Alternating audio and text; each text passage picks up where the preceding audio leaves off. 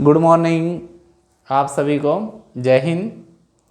अब आज फिर एक नए वीडियो के साथ हम हाजिर हैं। हमने पहले आपको इंट्रोडक्शन पढ़ा दिया है एनाटॉमी का। आज जो है हम एक नया चैप्टर स्टार्ट करने जा रहे हैं और अब से प्रत्येक जो चैप्टर है सिस्टम वाइज चालू होगा एनाटॉमी में। तो आज का हमारा चैप्टर होगा रेस्पिरेटरी सिस्टम। अच्छे से पढ़िए, ध्यान से पढ़िए, चैनल को सब्सक्राइब कीजिए, लाइक कीजिए, शेयर कीजिए, जिससे हमारा भी मोटिवेशन बढ़ता रहे और हम आपको हर दिन एक नया वीडियो देते रहें, जिससे आपके एएनएम हो, ओटी टेक्नीशियन, डेंटल टेक्नीशियन, जितना भी भर्ती आने वाला है बिहार तकनीकी सेवा आयोग के द्वारा, उनमें आपका भी एक सीट रिजर्व हो सके। तो आप लोग हमारे पे विश्वास कीजिए और हमको आप सपोर्ट कीजिए। हम आपका सिलेक्शन करवाने में पूरा समर्थन करेंगे। तो बढ़ते हैं आज के हमारे नए टॉपिक के साथ। आज का हमारा जो चैप्टर है रेस्पिरेटरी सिस्टम। Respiratory system. देखिए, सिस्टम क्या है? सिस्टम का मतलब है कोई ऐसे अंग जो एक साथ मिलकर किसी एक ही कार्य को करते हैं, ऐसे ऑर्गन का ग्रुप जो एक विशेष कार्य को करते हैं। जैसे हम बात करते हैं रेस्पिरेटरी सिस्टम की, तो रेस्पिरेशन में यानी कि श्वसन में जितने भी अंग हैं वो मिलकर जो कार्य कर रहे हैं उसको क्या कहेंगे? रेस्पिरेटरी सिस्टम कहेंगे। अब रेस्पिरेशन में जो है हमारा कौन कौन काम करता है? नोज है, इसके बाद हमारा लैरिंक्स, फेरिंक्स, लंग्स, ये सब मिलकर जो है श्वसन की प्रक्रिया को पूर्ण करते हैं। अब यहाँ पर सबसे पहले कॉमन जो होता है किसी भी सिस्टम को शुरू करने के लिए वो बात बताएंगे। अब देखिए, रेस्पिरेटरी सिस्टम हिंदी में इसी को कहते हैं श्वसन तंत्र। तंत्र क्या होता है? तंत्र क्या है? ग्रुप ऑफ ऑर्गन, एक अंगों का समूह है, ग्रुप है। इसमें इन्वॉल्व, ये ऐसे अंग इन्वॉल्व होते हैं जो क्या करते हैं? ब्रीथिंग करते हैं, श्वसन करते हैं, श्वसन में सहायता करते हैं, ब्रीथिंग में सहायता करते हैं। ऐसे वे सभी अंग जो ब्रीथिंग में यानी श्वसन में सहायता करते हैं उसको हम श्वसन तंत्र में रखा जाता है। ग्रुप, ऐसे अंगों का ग्रुप जो किस में सहायता करता है? श्वसन में सहायता करता है। Involve in breathing and exchange O2 and CO2।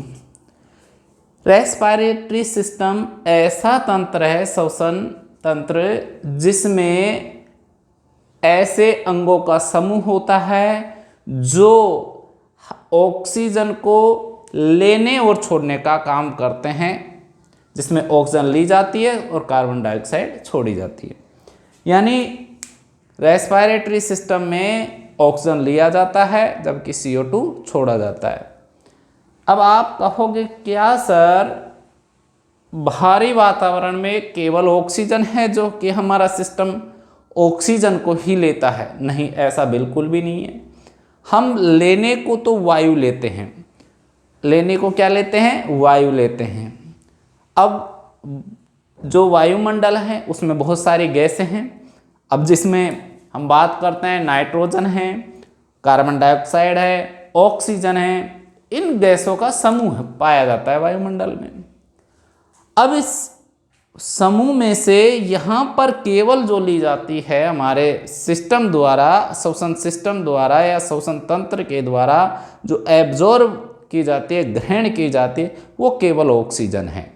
वो कैसे करते हैं देखिए, जब हम ऑक्सीजन लेते हैं तो उससे पहले जो प्रोसेस होती है ऑक्सीजन को लेना, अब जब ऑक्सीजन को लेना या कहे कि इनहेल करना शुरू होता है तो कहाँ से होता है? नाक के द्वारा। जैसे ही नोज जो है वहाँ से O2 नोज में एंट्री करता है, कौन? वायु, एयर एंट्री करता है। जैसे ही नाक के अंदर ऑक्सीजन के साथ और भी गैस होती है वो एंट्री करती है, सीधी सी भाषा में समझे वायु एंट्री करता है। जैसे ही वायु एंट्री करता है नाक में तो ये वायु सबसे पहले हमारे फेरेंक्स में पहुंचता है, फेरेंक्स में पहुंचता है। यहाँ से फेरेंक्स से वायु कहाँ पहुंचता है? लैरिंक्स में पहुंचता है। अब लैरिंक्स से वायु कहाँ पहुंचता है? ट्रेकिया में, ट्रेकिया में पहुंचता है। ट्रेकिया के बाद ऑक्सीजन के साथ जो वायु है वो कहाँ पहुंचता है? लंग्स में। यहाँ तक वायु पहुंचता है, कहाँ तक? लंग्स तक। वो ऑक्सीजन साथ में मिला हुआ रहता है वायु के, पर यहाँ तक जो पहुंचता है ऑक्सीजन कॉम्बिनेशन की फॉर्म में पहुंचता है वायु के साथ। जैसे ही लंग्स में पहुंचता है तो लंग्स में जो बहुत सारी कैपिलरीज का जाल होता है, लंग्स के चारों तरफ कैपिलरीज का जाल होता है। वो जाल कैसा होता है, क्या होता है, वो आगे हम पढ़ेंगे जब हम लंग्स के बारे में पूरा स्ट्रक्चर आपको बताएंगे, कैसे वहाँ से ऑक्सीजन एंट्री होता है, कैसे बाहर निकलता है, और आंतरिक संरचना हमारे लंग्स की कैसी होती है, वो डिटेल से आगे पढ़ेंगे। पर पहले उसका थोड़ा सा जो है हम रिव्यू देख रहे हैं। लंग्स में पहुंचती है तो यहाँ बहुत सारा कैपिलरीज का जाल होता है। इन कैपिलरीज में क्या होता है? ब्लड होता है। अब ये जो ब्लड है इसमें ऑक्सीजन मिल जाती है। जैसे ही ऑक्सीजन मिलती है तो ब्लड में एक पदार्थ पाया जाता है जिसका नाम है HB। HB इसको क्या बोला जाता है? हीमोग्लोबिन। इसको क्या बोला जाता है? हीमोग्लोबिन। और हीमोग्लोबिन के साथ जैसे ही ऑक्सीजन जुड़ता है, O2 जुड़ता है, और बाकी जितनी भी यहाँ वायु गई थी वो ब्लड में घुलनशील नहीं है, या कहे कि ब्लड में नहीं मिलती है। केवल ऑक्सीजन में ऐसी क्षमता पाई जाती है वो हमारे ब्लड से जुड़ पाती है। बाकी अन्य गैस जो है यहाँ जुड़ नहीं पाती, या कहे कि वापस से जो है लंग्स तक तो पहुँचती है पर लंग्स से वापस बाहर निकल आती है, ब्लड के साथ नहीं मिलती है। जैसे ही हमारा हीमोग्लोबिन जो है उसके साथ ऑक्सीजन जुड़ती है, जुड़ने के बाद ऑक्सीजन जो है हमारे ब्लड के माध्यम से ही हमारे टिश्यूज हैं और सेल है वहाँ तक पहुँचती है। या सेल तक जब हमारा रक्त के माध्यम से हमारा ऑक्सीजन प्रत्येक सेल तक पहुँच जाता है, और सेल में जो है कोशिका में जो है क्या पाया जाता है? माइटोकॉन्ड्रिया पाया जाता है, साइटोप्लाज्मा, माइटोकॉन्ड्रिया पाया जाता है। अब साइटोप्लाज्मा और माइटोकॉन्ड्रिया जो होता है उसमें भी सबसे ज़्यादा जो ऑक्सीजन का ऑक्सीकरण जो होता है मेनली कहाँ पर होता है? माइटोकॉन्ड्रिया में होता है। अब जो ये हमारा माइटोकॉन्ड्रिया है इसको power house of the cell भी कहा जाता है, वो इसलिए क्योंकि यहीं पर जो है एटीपी का निर्माण होता है, यहाँ पर ही संचित ऊर्जा इकट्ठी रहती है, स्टोरेज के रूप में।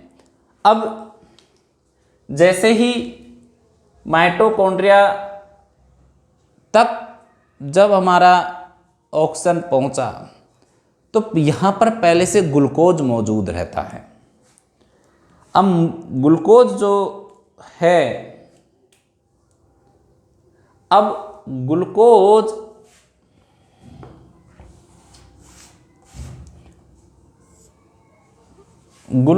जो है हमारे ऑक्सीजन के साथ जुड़ जाता है। ये हमारा ग्लूकोज रहा। जब जैसे ही ऑक्सीजन इसके साथ जुड़ता है ग्लूकोज के साथ, तो ये टूट जाता है दो भागों में, और यहाँ क्या क्या बनता है? कार्बन डाइऑक्साइड बनता है, जल बनता है, और साथ में एटीपी बनती है। क्या बनती है? एटीपी। एटीपी के कितने अणु बनते हैं? एटीपी के 38 अणु बनते हैं, 38 मॉलिक्यूल्स बनते हैं। अब ये 38 मॉलिक्यूल्स जो बनते हैं उससे हमको ऊर्जा मिलती है। एटीपी में कितने अणु होते हैं? 38 अणु होते हैं। अब इस प्रकार से जो है हमारा जो ऑक्सीजन है कहीं न कहीं हमको ऊर्जा प्रदान करने में सहायता प्रदान करता है। तो हम ये कह सकते हैं ऑक्सीजन का जो कार्य है वो क्या है? ऑक्सीजन हमको ऊर्जा प्रदान करता है। जब तक ऑक्सीजन नहीं पहुंचेगा तो हमको ऊर्जा नहीं मिलेगी, क्योंकि हमारे पास जो ग्लूकोज स्टोरेज की फॉर्म में था वो पड़ा ही रहेगा जब तक ऑक्सीजन वहाँ नहीं पहुँचेगी, क्योंकि जब ऑक्सीजन पहुँचती है तब जाकर ही एटीपी का निर्माण होता है। यानी ग्लूकोज के साथ जैसे ही ऑक्सीजन जुड़ता है तो कार्बन डाइऑक्साइड बनती है, पानी बनता है, साथ में वहाँ से एटीपी बनती है। आज हम इंग्लिश में टोटल नहीं पढ़ा रहे हैं, हिंदी में भी पढ़ा रहे हैं, क्योंकि फर्स्ट जो वीडियो डाला था उसी में बहुत सारे लड़कों ने कमेंट किया है, जो जान पहचान के थे, तो फ़ोन भी किया है, बोला सर आप इंग्लिश में पढ़ाते हैं तो आप हिंदी में भी पढ़ाइए। इसी कारण आज हम हिंदी भी लिखवा रहे हैं कहीं कहीं, पर बाकी समझा रहे हैं पूरा हिंदी में बोलकर, तो आपको कहीं दिक्कत नहीं आएगी।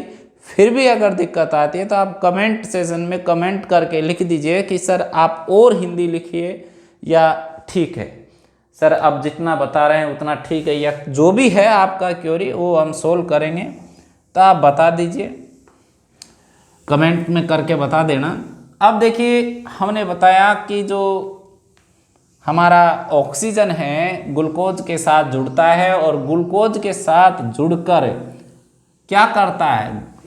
ये एटीपी का निर्माण करता है। इसके बारे में बात हो गई। ऑक्सीजन किसके साथ जुड़ा? हमारे हीमोग्लोबिन के साथ। हीमोग्लोबिन कहाँ रहता है? ब्लड में रहता है। क्या और भी हीमोग्लोबिन से जुड़ सकता है? नहीं, और गैस जो है वो नहीं जुड़ सकती। अब बहुत बार आपने सुना होगा कि अंगीठी या कुछ हीटर वगैरह जला के बंद रूम में सो जाते हैं तो मृत्यु हो जाती है। वो क्यों? वहाँ एक गैस निकलता है और उस गैस से, वो जो मीथेन गैस होती है बहुत जहरीली गैस होती है, तो गैस, उस गैस की वजह से भी कई बार जो है वो गैस भी जो है उसमें मिल जाती है, ब्लड में हीमोग्लोबिन के साथ जुड़ जाती हैं और रात के समय ही मृत्यु हो जाती है। अभी थोड़े दिन पहले भी अखबार में आया था, एक यूपी का केस था, तो पूरा परिवार जो था, यानी बीवी बच्चे और वो हस्बैंड हीटर जला के सर्दियों में सो गए और सबका सब मर गया, ख़त्म हो गया। तो ये ऐसा अक्सर देखा जाता है। तो अपने बंद रूम में इस तरह का जो है अंगीठी जलाना, हीटर जलाना, ये भी दिक्कत करता है, तो नहीं जलाना चाहिए इस तरह से, अगर जालीदार रूम नहीं है तो। अब आगे हम बात करते हैं ऑक्सीजन की। जब हम बात करते हैं रेस्पिरेशन की, जब बात करते हैं तो ये दो प्रकार का होता है। एक तो ऑक्सीजन की उपस्थिति में श्वसन होता है, एक बिना ऑक्सीजन के उपस्थिति में भी श्वसन होता है। अब जो ऑक्सीजन की उपस्थिति में श्वसन होता है उसको एरोबिक रेस्पिरेशन कहते हैं, और जो बिना ऑक्सीजन के रेस्पिरेशन की प्रक्रिया पूर्ण होती है उसको एनाएरोबिक रेस्पिरेशन कहते हैं। एरोबिक क्या होता है? एरोबिक में जो है ऑक्सीजन का जरूरत होता है। एनाएरोबिक क्या होता है? उसमें ऑक्सीजन का कोई आवश्यकता नहीं होता है।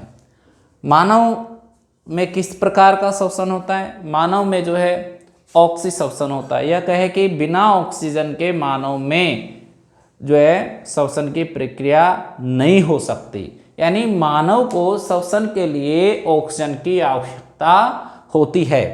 तो इसीलिए अब जो हम बात करेंगे एरोबिक रेस्पिरेशन की और एनाएरोबिक रेस्पिरेशन की, फिर धीरे धीरे आगे हम चैप्टर को बढ़ाते रहेंगे।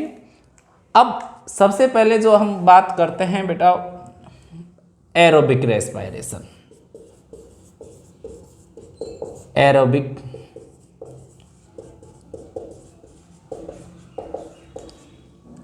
रेस्पिरेशन। एरोबिक रेस्पिरेशन क्या होता है? जो ऑक्सीजन की उपस्थिति में हो उसे रेस्पिरेशन को कहेंगे एरोबिक रेस्पिरेशन। अब एरोबिक रेस्पिरेशन में किसकी आवश्यकता होती है? ऑक्सीजन की, या कहे कि प्रेजेंस ऑफ O2। किसकी उपस्थिति में होता है? ऑक्सीजन की उपस्थिति में होता है। देखिए ऐसे करके लिख देते हैं इसको। अब इसके बाद यदि हम बात करें एनाएरोबिक की,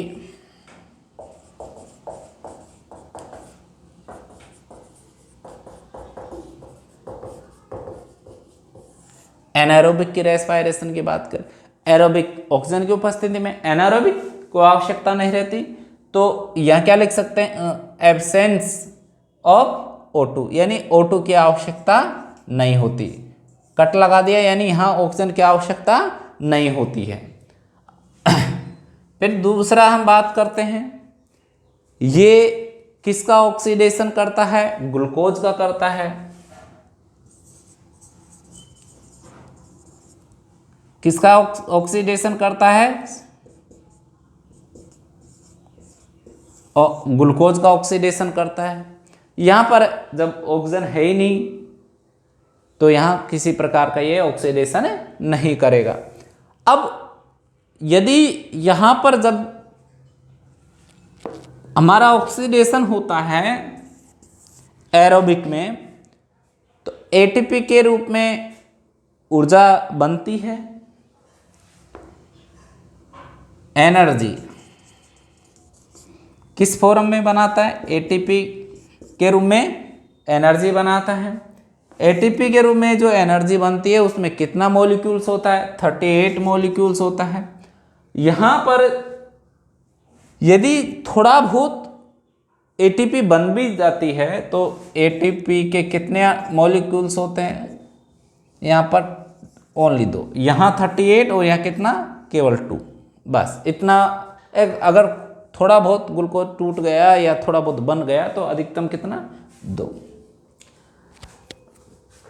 फिर इसके बाद जो हम बात करेंगे, इसमें पूरा का पूरा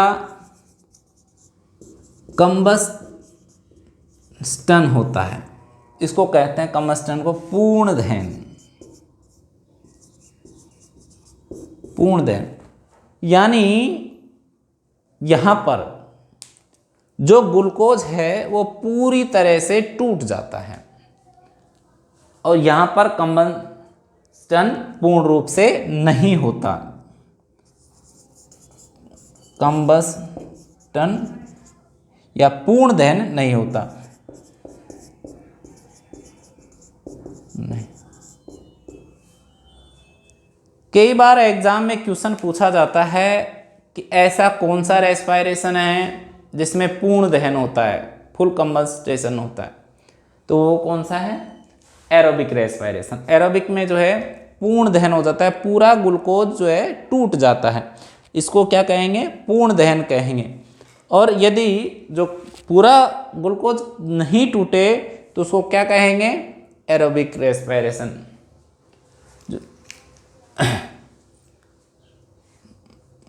यहाँ लिख देते हैं नॉट कंबस्टन, पूर्ण दहन नहीं होता। अब बात करते हैं ये किस किस में पाया जाता है। एरोबिक रेस्पिरेशन किस किस में पाया जाएगा? ह्यूमन में, मानव में पाया जाता है, एनिमल्स में पाया जाता है,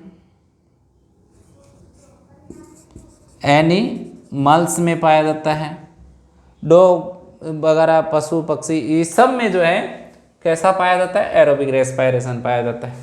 एनारोबिक किन किन में पाया जाएगा? जितने भी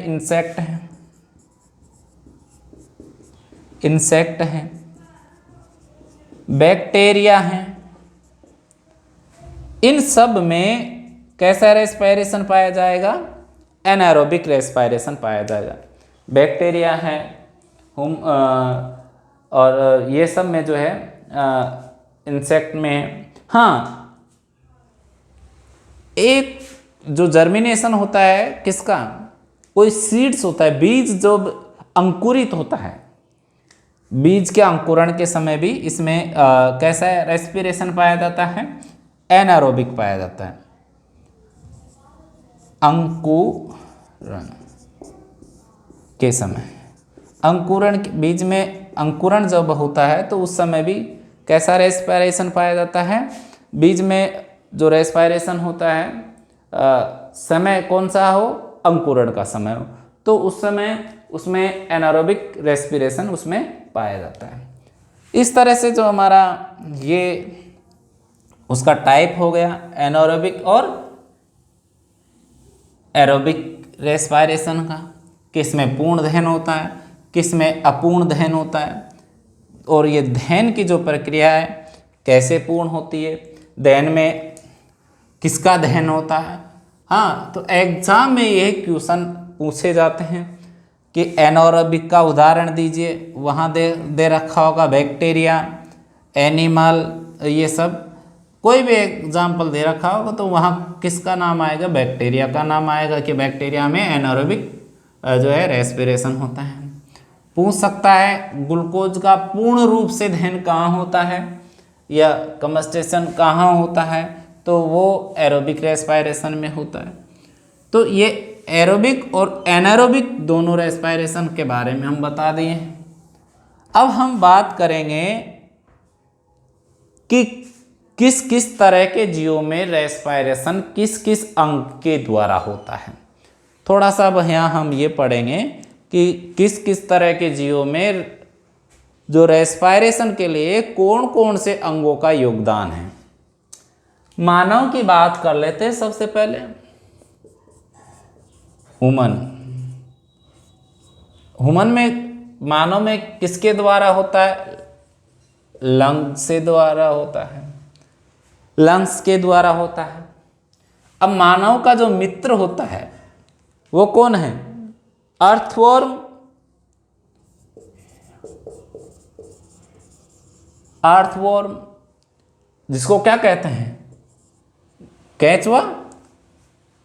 अब अर्थवर्म या कहे जिसको केंचुआ, अब ये किसके द्वारा करता है? ये करता है स्किन के द्वारा। अर्थवर्म किसके द्वारा रेस्पिरेशन करता है? स्किन के द्वारा। ये क्वेश्चन भी हम इसलिए बता रहे हैं कि जर्नल जो कंपटीशन होते हैं उनमें भी शरीर विज्ञान आती है और इस तरह के क्वेश्चन आते हैं, और जर्नल जीएस का जो पोर्शन होता है उसमें इस तरह के पूछे जाते हैं। तो ये भी आपको ध्यान में रखना है। यदि आपके घर परिवार में भी कोई ऐसा हो जो अभी एंट्रेंस टेस्ट देना चाह रहा है, एएनएम का, जीएनएम का, पैरामेडिकल का, तो उसमें भी इस तरह के क्वेश्चन पूछे जाएंगे बायोलॉजी के अंदर। तो इसको ध्यान से पढ़िए, शेयर कीजिए, लाइक कीजिए वीडियो को। अब आगे हम देखते हैं अर्थवर्म के बारे में। तो अर्थवर्म किसके द्वारा श्वसन करता है? स्किन के द्वारा श्वसन करता है। फिर इसके बाद हम बात करते हैं कॉकरोच की। कॉकरोच किसके द्वारा करता है? कॉकरोच किसके द्वारा करता है? उसमें ट्रेकिया के द्वारा होता है। वैसे ह्यूमन की तरह उसका ट्रेकिया विकसित नहीं होता, कम विकसित होता है, या कि केवल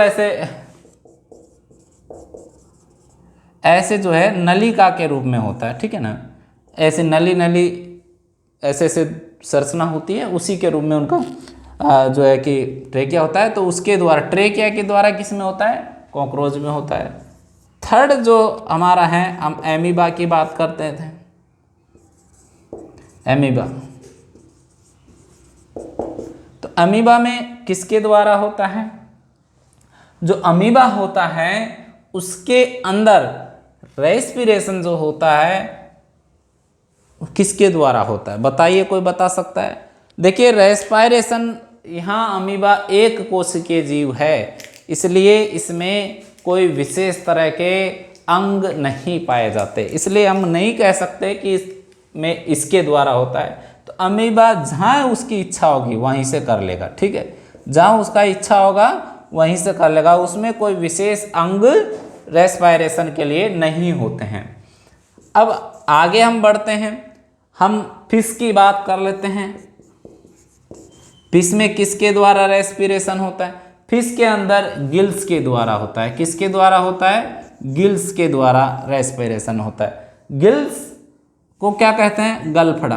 क्या कहते हैं? गलफड़ा। देखिए हिंदी हम बताने की कोशिश कर रहे हैं पूरा, कि हम हिंदी में भी आप लोगों को बताएं किसके द्वारा होता है? गलफड़ों के द्वारा होता है। अब आगे हम बात कर लेते हैं फ्रॉग की, मेंढक की। फ्रॉग में किसके द्वारा रेस्पिरेशन होता है? देखिए आप सब जानते हैं कि जो है कि फ्रॉग धरती पे भी रह सकता है और पानी में भी रह सकता है। तो ऐसा जो जीव जो दोनों जगह रह सकता हो उसको क्या कहेंगे? एम्फीबियंस।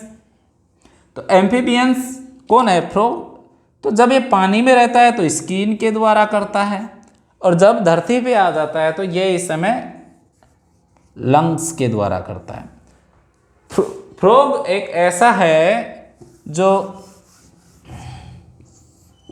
स्किन के द्वारा और लंग्स के द्वारा, दोनों के द्वारा अपना रेस्पिरेशन करता है। कौन? फ्रॉग। फ्रॉग ऐसा है जो दोनों ही तरह के अंगों के द्वारा जो है रेस्पिरेशन करता है, लंग्स के द्वारा भी और जो है स्किन के द्वारा भी। अब आगे हम पढ़ते हैं, जैसे हम बात कर ले लीफ की, पत्ती की बात कर ले।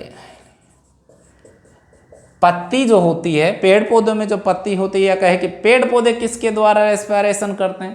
पेड़ पौधे जो है रेस्पिरेशन करते हैं स्टोमेटा के द्वारा।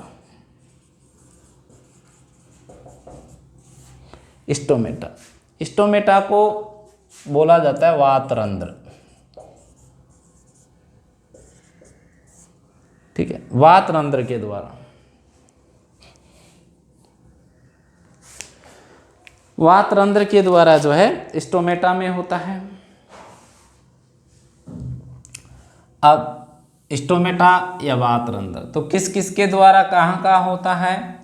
देखिए मानव में लंग्स के द्वारा, अर्थवॉर्म में स्किन के द्वारा, कॉकरोच में ट्रेकिया के द्वारा, अमीबा जो होता है उसमें कोई अंग होते नहीं क्योंकि एक कोशिकीय जीव है, तो उसमें कोई अंग नहीं होता, तो हम बता नहीं सकते कहाँ से क्या होता है। वैसे वो अपनी मर्जी से जहाँ से चाहे वहीं से कर लेता है। फिश गिल्स के द्वारा करती है, फ्रॉग मेंढक स्किन और लंग्स के द्वारा करता है। अब हमने यहाँ तक आपको पढ़ा दिया जर्नल साइंस। अब हम जो है हमारा रेस्पिरेटरी सिस्टम जो है उसका एक एक अंग के बारे में हम पढ़ेंगे। तो एक एक अंग जो है उसमें सबसे पहले हमारा पहला जो अंग है वो क्या है? सबसे पहले हमारा है नोज। सबसे पहले हम बात कर लेते हैं नोज की। सबसे पहले हम जब नोज की बात करते हैं, नोज में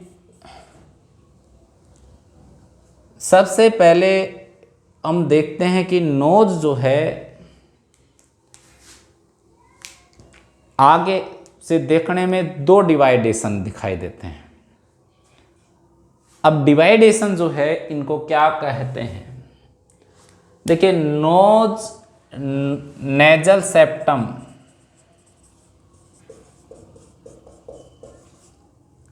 के द्वारा दो भागों में बढ़ जाती है। इसको नोज ट्रिल्स बोलते हैं, नोज ट्रिल या नोज ट्रिल्स बोलते हैं। अब ये नोज ट्रिल्स कितने होते हैं? दो। कितने होते हैं? दो। नेजल सेप्टम नोज को दो भागों में बांटता है या दो हिस्से करता है। कौन? Nasal septum. और उनको क्या कहते हैं? Knows trills.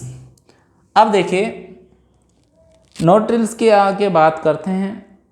इसके बाद इसके पीछे वाला जो हिस्सा होता है नोज का, उसको कहते हैं नेजल कैविटी। Nasal cavity. देखिए, नेजल जो कैविटी है इसके अंदर बाल पाए जाते हैं। क्या पाए जाते हैं? बाल।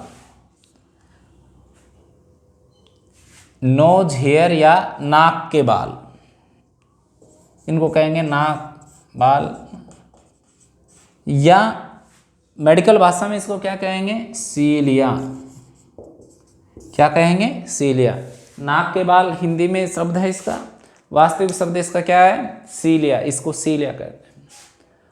अब नाक से एक पानी रिसाव करता है, वाटर निकलता है। अब नाक के पानी को कहेंगे, क्या कहेंगे? Water of nose. नाक के पानी को क्या कहेंगे? म्यूकस। मेडिकल भाषा में क्या कहेंगे? म्यूकस। आप लोगों के छोटे उम्र में या सर्दी में बहुत बार निकला होगा, तो वो पानी जो है उसी को क्या कहेंगे? म्यूकस कहेंगे। क्या कहेंगे? म्यूकस कहेंगे। और जो नाक के बाल होते हैं उनको सीलिया, पानी जो नाक से निकलता है उसको म्यूकस। तो ये नोज ट्रिल हो गए। नेजल सेप्टम दो भागों में बढ़ जाता है, उसको नोज ट्रिल कहते हैं। नोजल कैविटी जो होता है, नेजल कैविटी जो होता है उसमें बाल होते हैं, उन बाल को सीलिया कहा जाता है, या नाक के बाल उनको हिंदी में कहेंगे। और यहीं से नाक से जो पानी निकलता है उसको म्यूकस कहेंगे। अभी हमने सीलिया के बारे में बताया था। सीलिया का जो है और काम क्या है? देखिए, ये एक तो फिल्ट्रेशन का काम करता है। किसको? एयर को। एयर को फिल्टर करता है। वायु में बहुत सारे धूल के कण हो सकते हैं। अब इन कण को जो है ये रोक के रखता है, फिल्टर करता है। तो ये शुद्ध वायु हमारे शरीर में एंट्री हो, बाकी कोई धूल के जो कण हैं वो रुक जाए, उनको रोकने का यदि कोई काम करता है तो वो कौन करते हैं? नाक के बाल करते हैं, नोज ट्रिल्स करते हैं। जो नोज ट्रिल्स में अंदर की ओर पाए जाते हैं नेजल कैविटी में, कौन? सीलिया या नाक के बाल। ये क्या करते हैं? फिल्ट्रेशन, एयर फिल्ट्रेशन का कार्य करते हैं। और दूसरा क्या काम है? और क्या काम है फिल्ट्रेशन के अलावा? ये म्यूकस को भी सिगरेट होने से जो है थोड़ा रोकते हैं। म्यूकस को गाढ़ा करने में भी इनका कुछ रोल होता है। इस तरह से हमारा यहाँ बालों का प्रोटेक्शन होता है। साथ साथ में ये जो है हमारे बॉडी माइक्रो ऑर्गेनिज्म से सुरक्षित रहे। कोई डायरेक्ट माइक्रो ऑर्गेनिज्म अंदर शरीर में एंट्री नहीं करे, उससे भी हमको सुरक्षा प्रदान करते हैं। कैसे? ये बैक्टीरिया को रोकने का भी काम करते हैं। डायरेक्ट नाक से जो है एंट्री नहीं होने देते, उसमें भी कहीं न कहीं हमको सहायता प्रदान करते हैं। तो अभी हमने जो पढ़ा वो क्या क्या पढ़ा? नाक के बारे में पढ़ा। उससे पहले हमने इंट्रोडक्शन देखा कि रेस्पिरेटरी सिस्टम क्या होता है। रेस्पिरेटरी सिस्टम जो है ऐसे अंगों का समूह है जो क्या करते हैं, सहायता करते हैं किस में, रेस्पायरेशन में सहायता करते हैं। रेस्पायरेशन में हम O2 लेते हैं जबकि CO2 बाहर छोड़ते हैं। अब O2 को लेने का मतलब ये नहीं है कि बाहर से केवल हम O2 ले रहे, नहीं, बाहर से हम वायु लेते हैं। जैसे बाहर से वायु लेते हैं तो वायु नाक के द्वारा हमारा फेरेंक्स में जाती है, फेरेंक्स से लेरेंक्स में, लेरेंक्स से ट्रेकिया में, ट्रेकिया से लंग्स में। अब लंग्स के ऊपर बहुत सारी कैपिलरीज होती हैं, कैपिलरीज का जाल होता है, उस जाल में ब्लड होता है कैपिलरीज में। उस ब्लड के अंदर एक पदार्थ पाया जाता है, वर्णक पाया जाता है, या कहे कि जो है एक पिगमेंट्स पाया जाता है, उसका नाम है हीमोग्लोबिन। अब ये हीमोग्लोबिन या पिगमेंट्स जो है वो क्या करता है, केवल ऑक्सीजन को अपने साथ जोड़ता है, बाकी जितनी गैस गई थी उनको अपने साथ नहीं जोड़ता। यानी ये किससे दोस्ती करता है, केवल और केवल ऑक्सीजन से दोस्ती करता है। कौन, हीमोग्लोबिन, अन्य से दोस्ती नहीं करता। उनको कहता है कि जाओ, अब हम आपको दोस्त नहीं बनाएंगे। केवल किसको दोस्त बनाता है, ऑक्सीजन को अपना दोस्त बनाता है, बाकी सबको धक्का मार के बाहर निकाल देता है। कौन, हीमोग्लोबिन। अब जैसे ही हीमोग्लोबिन के साथ ऑक्सीजन मिलती है, अब ये ऑक्सीजन को साथ में लेकर ब्लड कहाँ पहुँच जाता है, हमारी कोशिकाओं तक। और जैसे ही कोशिकाओं तक हमारा ब्लड पहुँचा तो कोशिका के अंदर पहले से क्या मौजूद रहता है, ग्लूकोज मौजूद रहता है। अब जैसे ही ग्लूकोज के पास ऑक्सीजन पहुंची तो उसमें क्या करता है, ऑक्सीजन उसमें आग लगाने का कार्य करता है। किसमें, कार्बन डाइऑक्साइड और जल बनता है आग लगाने के बाद, पर ग्लूकोज में कौन आग लगाता है, ऑक्सीजन। उसको ही कहते हैं ऑक्सीडेशन।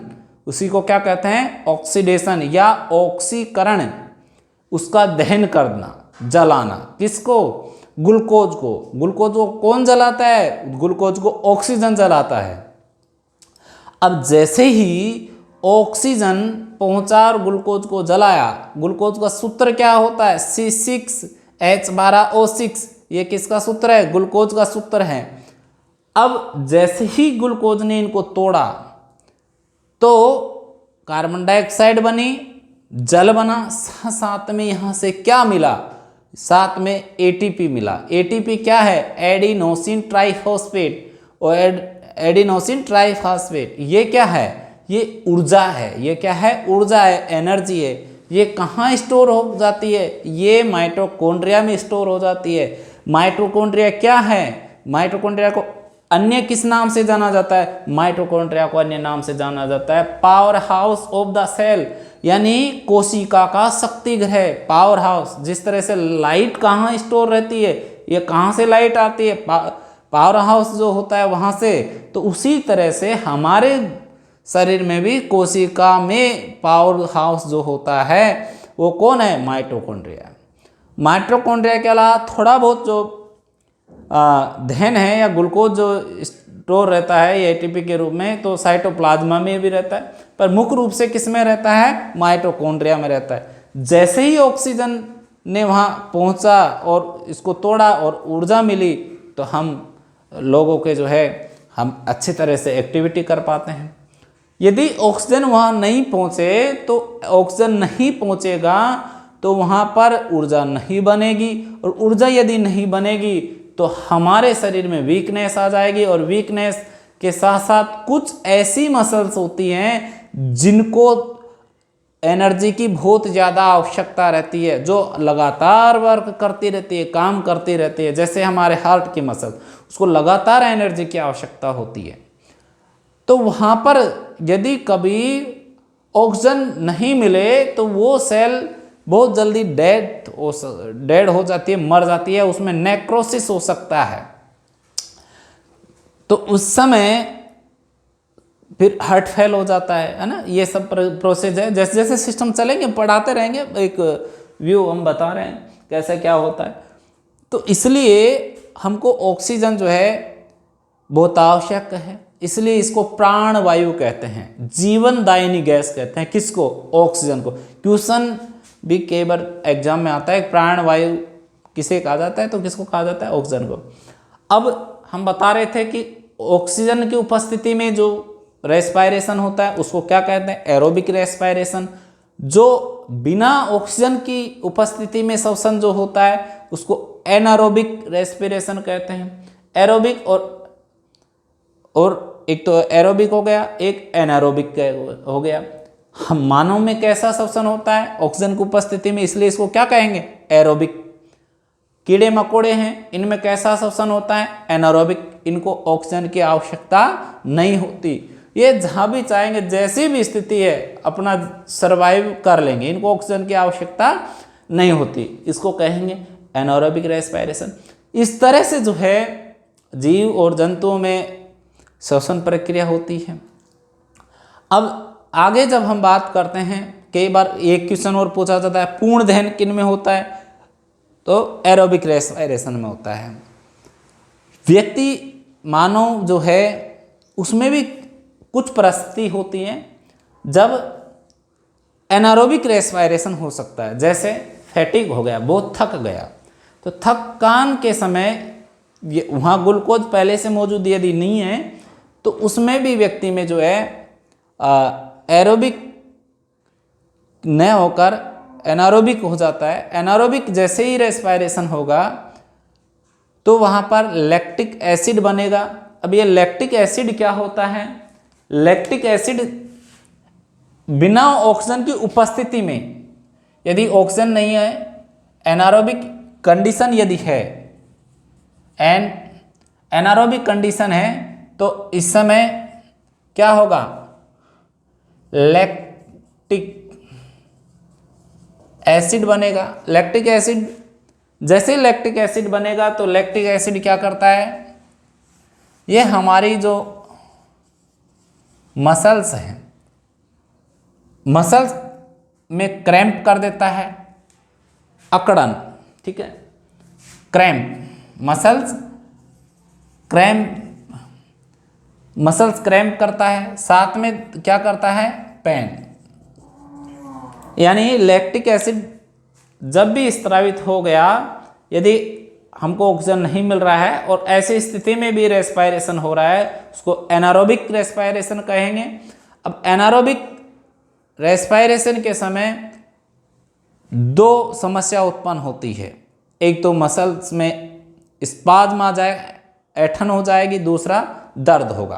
क्यों? क्योंकि ये लैक्टिक एसिड स्त्रावित करता है। एनारोबिक रेस्पायरेशन में जिस तरह से हमारे एटीपी के अणु ऑक्सीशोषण में, अनऑक्सीशोषण और ऑक्सीशोषण इसका हिंदी में नाम है, एरोबिक को ऑक्सीशोषण, उसको एनारोबिक को एऑक्सीशोषण। यहां पर एरोबिक जब रेस्पायरेशन होता है तो एरोबिक में एटीपी की कितने अणु बनते हैं? 32, जबकि एनारोबिक में कितने बनते हैं? केवल 2 एटीपी के अणु। कितने बनते हैं? केवल 2 एटीपी के अणु बनते हैं। तो कहीं न कहीं जो है एरोबिक और एनारोबिक का ये दिक्कत क्या होती है ऐसा होने से, ये सब हम बता दिए हैं। अब हम नोज की तरफ बढ़ेंगे। थोड़ा बताए हैं, नोज में जो है सीलिया होता है, म्यूकस निकलता है। अब नाक में जो नेजल कैविटी है उसके बारे में आगे थोड़ा सा पढ़ा देते हैं। नेजल कैविटी, जो हमारा नेजल कैविटी है, देखिए नेजल कैविटी की हम बात कर रहे थे।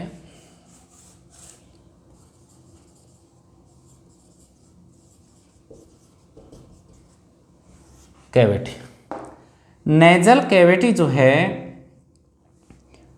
जैसे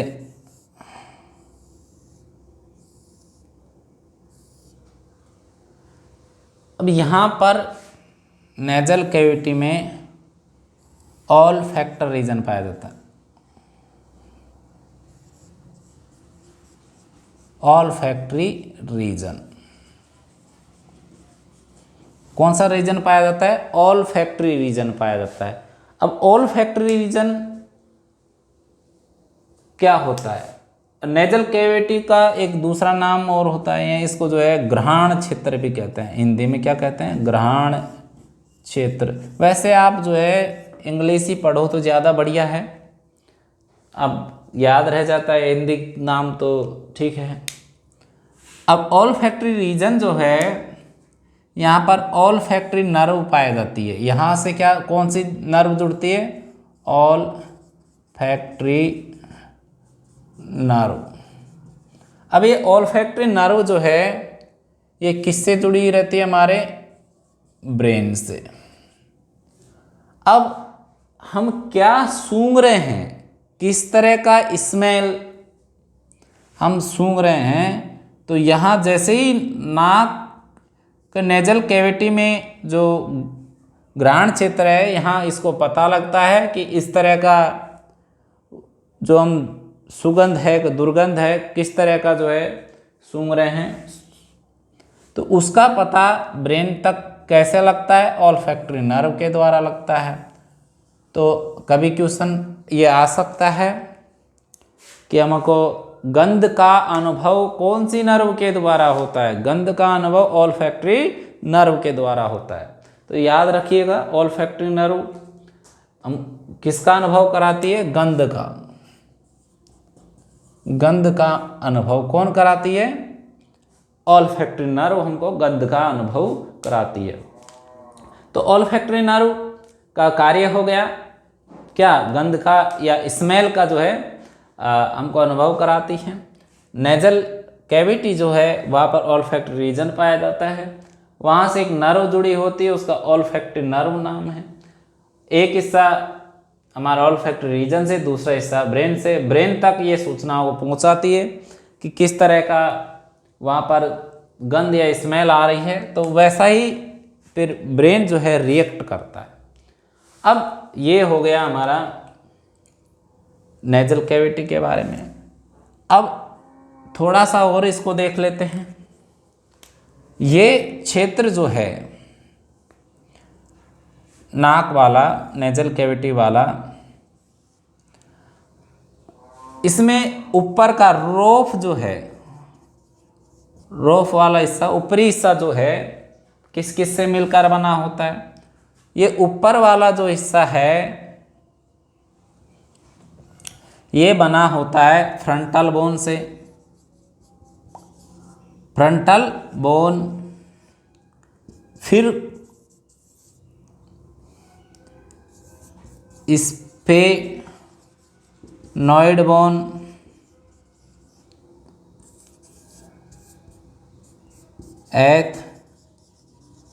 एथमॉइड बोन, स्फेनॉइड, एथमॉइड, ये बोन से मिलकर ये जो क्षेत्र बना हुआ रहता है।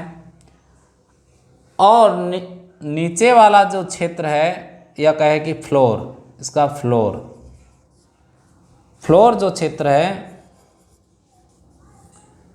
ये आएगा नहीं यहाँ पर। फ्लोर वाला जो क्षेत्र है, आगे का हिस्सा हार्ड प्लेट से बना होता है और पीछे वाला हिस्सा सॉफ्ट प्लेट से बना होता है। हार्ड प्लेट और सॉफ्ट प्लेट से ये क्षेत्र बने हुए रहते हैं, किसके, नाक के। ऊपरी हिस्सा जो है उसको रोप कहते हैं, वहाँ फ्रंटल बोन, स्फेनॉइड, एथमॉइड, ये सब बोन होती हैं। और इसका नीचे का हिस्सा सॉफ्ट प्लेट और हार्ड प्लेट का बना होता है। तो यहाँ तक हमारा जो है नेजल कैविटी हो गया। नेजल कैविटी किस किस तरह से बना हुआ रहता है। इसके बाद अगला जो है हम पढ़ लेते हैं टॉपिक जो है, इसका एक अंग, दूसरा अंग कौन सा हो गया, फेरेंक्स हो गया। फेरेंक्स जो है ऐसा इसका अंग है, किसका, शरीर का, जो यहाँ पर दोनों काम करता है, श्वसन का भी काम करता है, साथ साथ में जो है दूसरा जो इसका कार्य होता है भोजन का भी है। भोजन में भी लेने में अंदर सहायता करता है, साथ में श्वसन में भी करता है। अब हमारा ये फेरेंक्स है, थोड़ा सा और पढ़ा रहे हैं बस। फेरिंग्स, इसको कॉमन पासेज कहते हैं।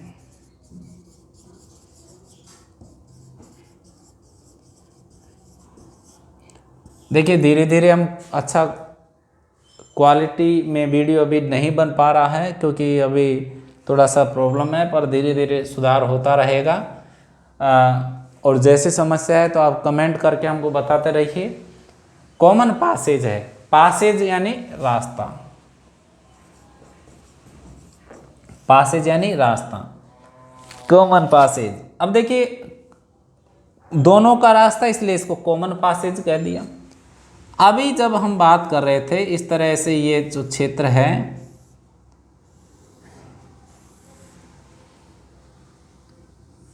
केवल इतना, हाँ, तो देखिए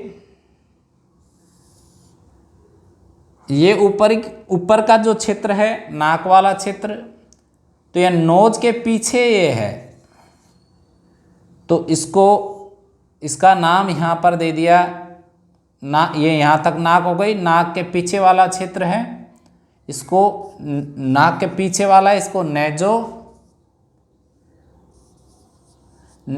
इसका नाम दे दिया नेजो फेरेंक्स। मुंह के पीछे वाला है,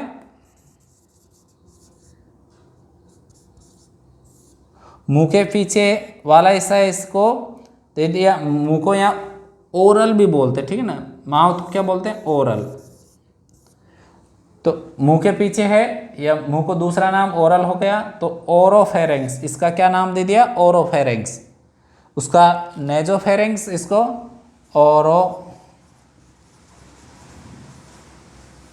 नेजोफेरेंक्स, ओरोफेरेंक्स, नेजोफेरेंक्स, ओरोफेरेंक्स। इस तरह से जो है नेजोफेरेंक्स, ओरोफेरेंक्स इसका नामकरण कर दिया।